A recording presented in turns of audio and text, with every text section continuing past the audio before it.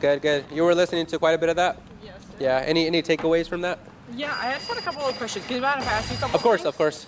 So firstly, just because I walked in when you were already starting your discussion. Okay. What is your background as far as either your educational or just practical background? Pretty much no education in terms of like Okay. formal education. I study a lot. I read a lot. I debate professionally, so I debate these kind of topics with some of the best debaters there are. Okay. So that's like I study a lot for those debates, and that's my background. Yeah.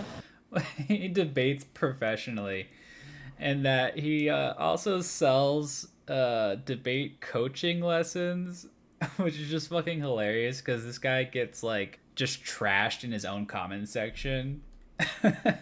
If you're paying for debate lessons from this guy, I'm concerned for your safety. Okay, I'm not sure if you can take care of yourself.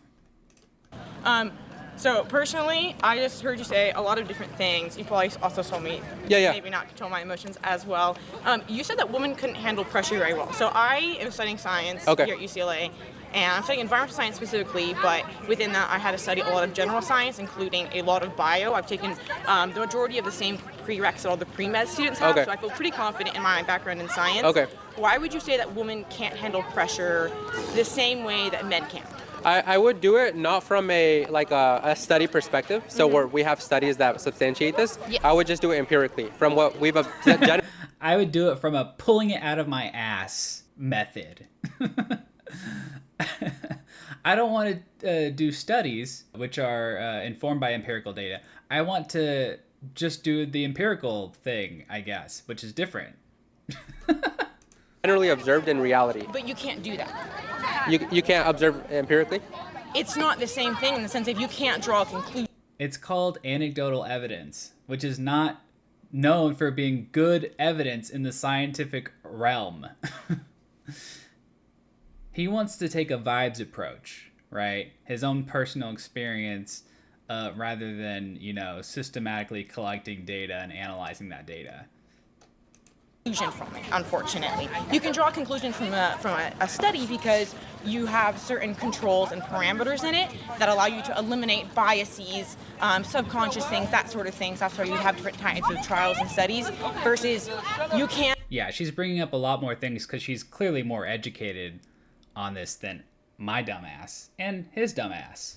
Say, oh, I see the women in my life behaving poorly under pressure, and thus women behave poorly under pressure in comparison to the men in my life. You can't draw that conclusion Right. because you're not factoring in that there are a lot of women, and a lot of women behave differently, and as do a lot of men. But would you say generally, these are general like realities? I would say no. I strongly disagree. So you would think that women can handle pressure better than men?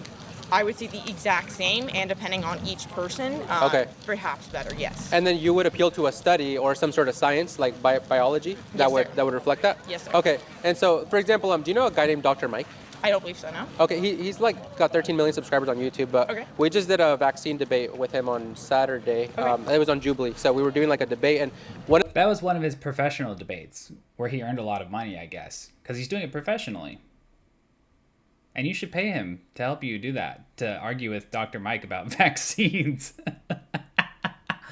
Oh my God. one of the issues that we ran into was he has all the science, but everyone that was debating him had different scientific studies. So my question That's is, true. if we're appealing to scientific studies, and he even admitted that a lot of it is subjective, meaning it's subject to change. So you can look at a study right now, it's provisional truth, meaning that That's not what subjective means. Subjective doesn't mean, look, we're going to get better, evidence in the future and revise our findings as our picture of the world becomes clearer. That's not what subjective means. Subjective is your personal experience. God, this guy's a moron. it can change tomorrow, Totally. right? So first off, that would be a subjective stance that we all take according to the specific data that we have in the moment. Okay. But also, whatever studies you can find, there can always be antithetical studies to support an opposite claim. Would you agree? I would say yes, but I would say anecdotal studies. Not always. He's acting as though, there are one-for-one opposing studies. If I bring up a study, there's always at least one more that contradicts it. He doesn't know that. It could be that 99% of studies support hers, and there's that 1%, quack, right, that contradicts the, scientific consensus.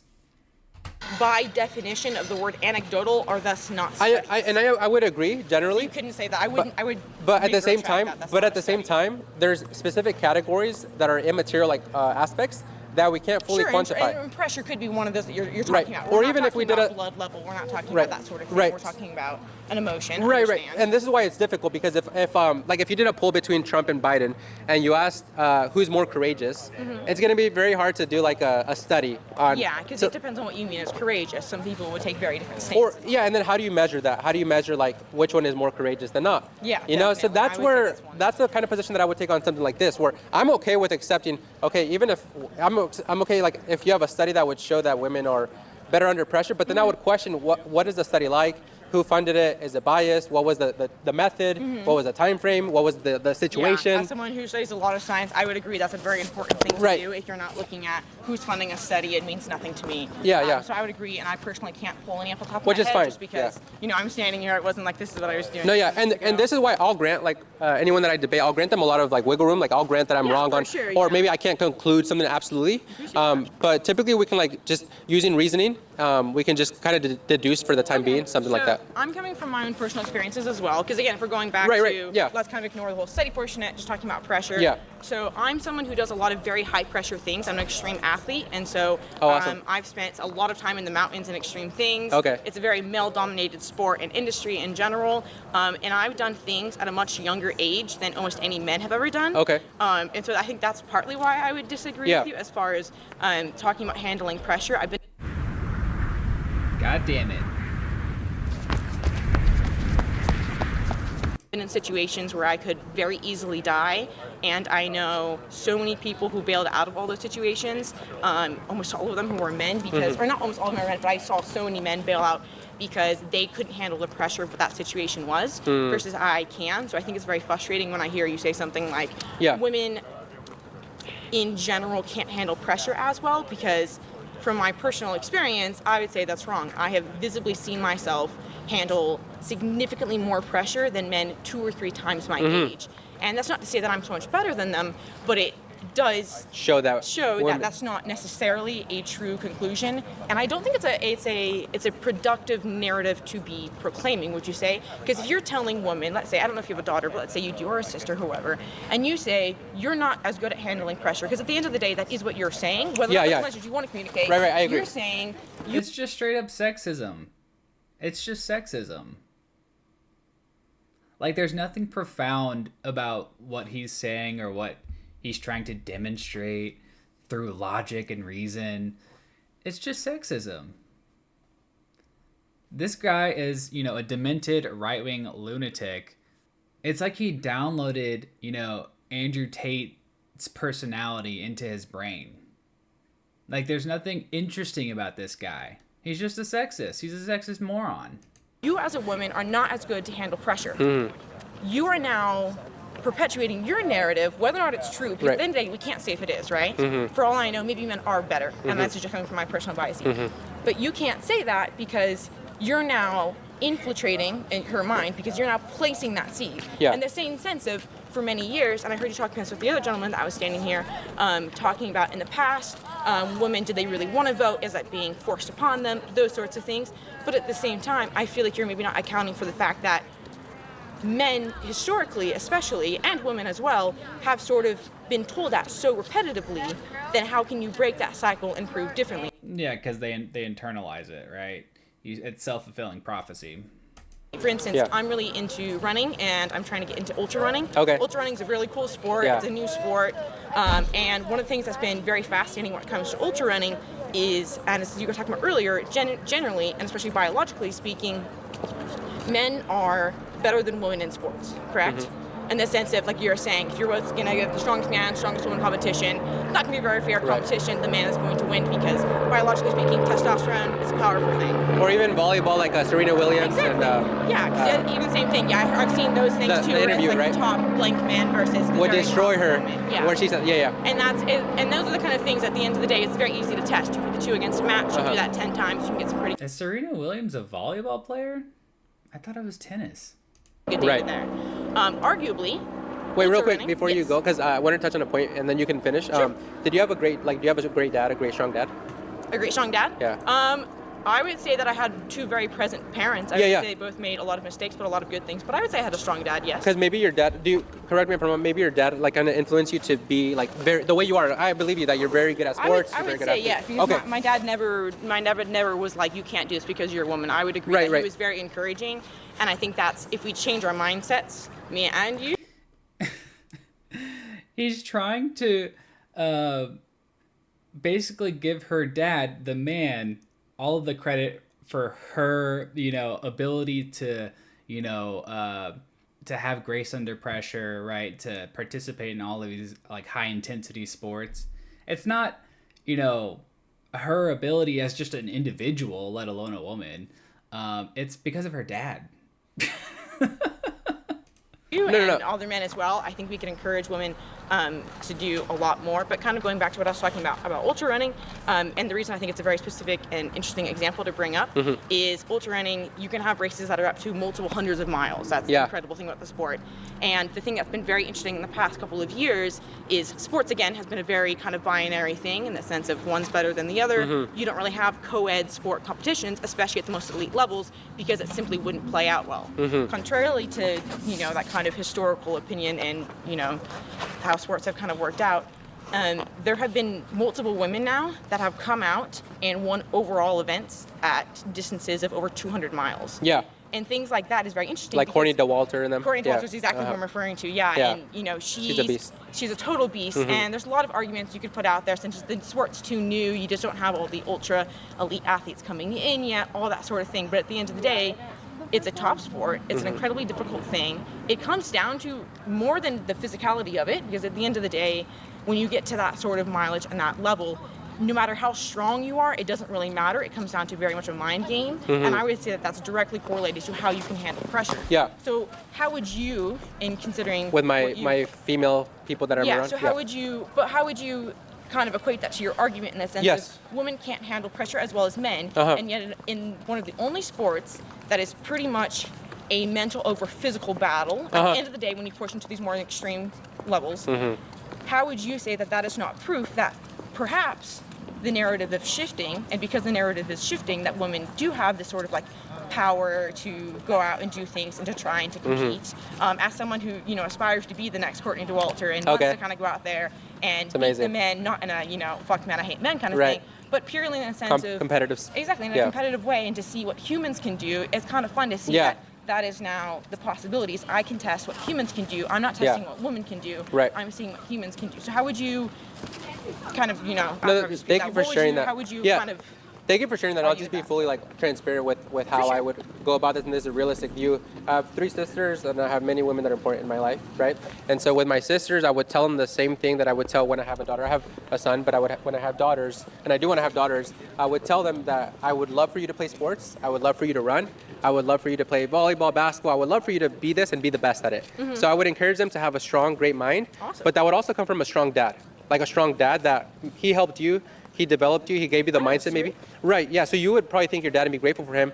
That comes from that would come from strong men laying the foundation for them, where I'm going to tell them I mean, look, yes, of course, good, supportive fathers are a good thing for society and for their children. But he really wants it to be, if you are successful as a woman, it's because of what a man did. Not because of, what your parents did or your mom, it's just the dad. If the dad's good, he's supportive, he's strong, and, he has a successful daughter, it's all because of him. He's so desperate to give all the credit to men when, you should just be a good person and a good parent, right? Regardless of your gender, regardless of your sex. And that's what we should be striving for. This is so fucking weird. Like, why didn't you ask about how supportive her mother was? I guess it's just a given, right? Like, she's not supportive. The mother's not supportive. She's nurturing. Because all women nurture. Reality that if there's a school shooting, I don't want you getting in front of that bullet. Whereas if it's a son, I'm going to tell him, like, if you have to, I'd rather have you protect the lives of those around you than just, like, go and cower. So Out of quick curiosity, why would a bullet carry? Women can't be heroic, apparently. Women can't protect. Mothers are well known for not protecting their children. If it's a man or a woman? It wouldn't. Oh, so But- if your son is 6 years old and your daughter is 6 years old, and you would tell your 6-year-old son to step in front of that bullet, but you wouldn't do it to your daughter because she has a vagina.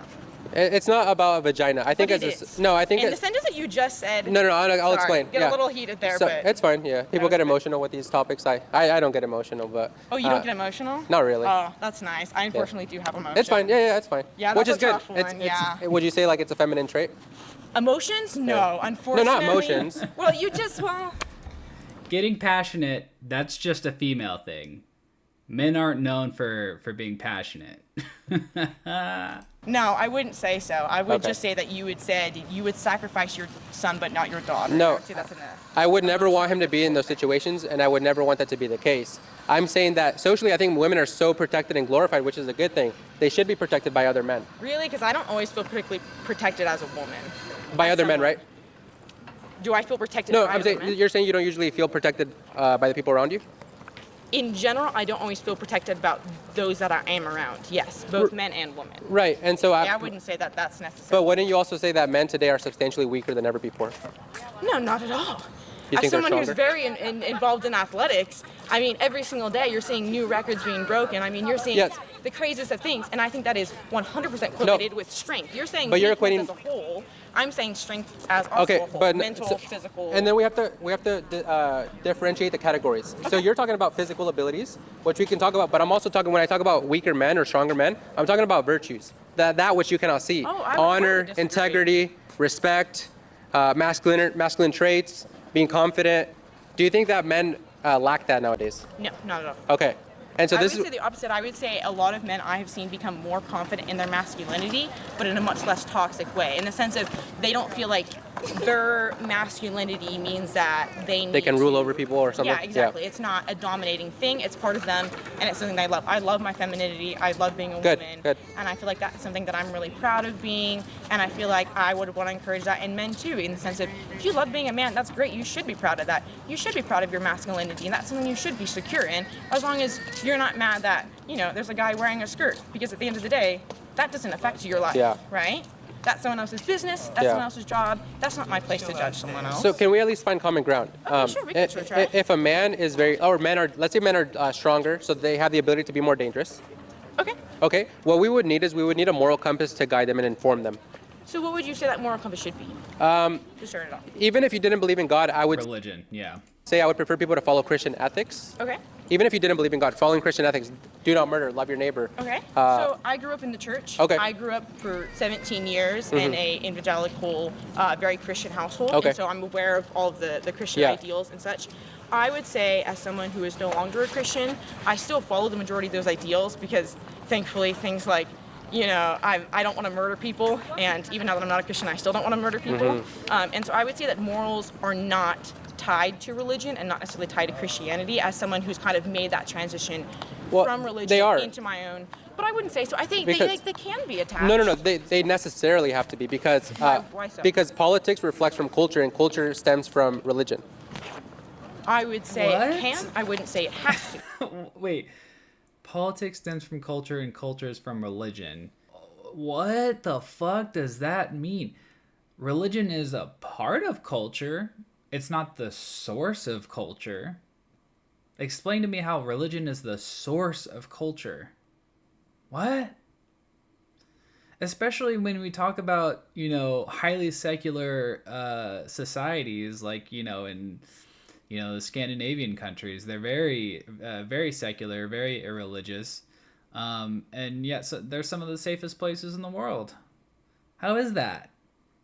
Now, I know he's talking about like the ontology of morality. Like, where do morals come from? Right? Where does morality originate from?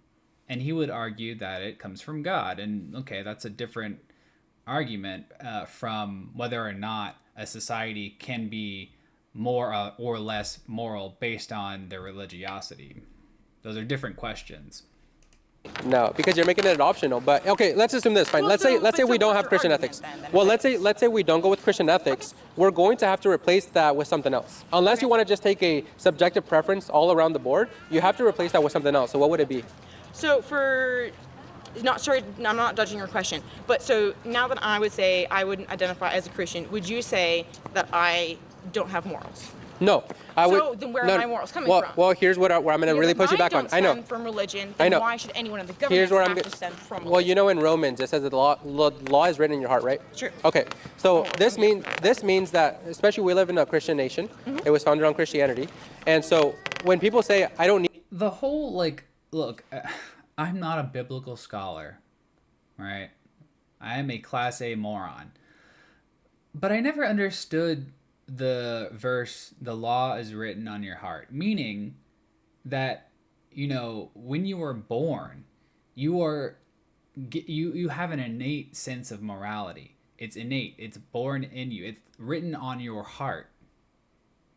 So why do you need to be taught morals or ethical behavior? Or why do you even need the Bible to teach you anything about morality? If it's already written on your heart, I don't understand. Somebody can explain it to me in the comments. I'm an idiot. So there's that. need Jesus to have morals. I would kind of agree in the sense that like we're raised in a society where we have Christian values, right? I would say that's the general culture of America because our predominant religion is Yes. Christianity. But I would also say, you said that this country was founded on What's funny about this, like I said earlier, you know, the Scandinavian countries are super secular, very safe places, right? Compared to other, first world countries. You have countries that are extremely religious and yet very dangerous, right? Let's do this. Christian countries with high crime.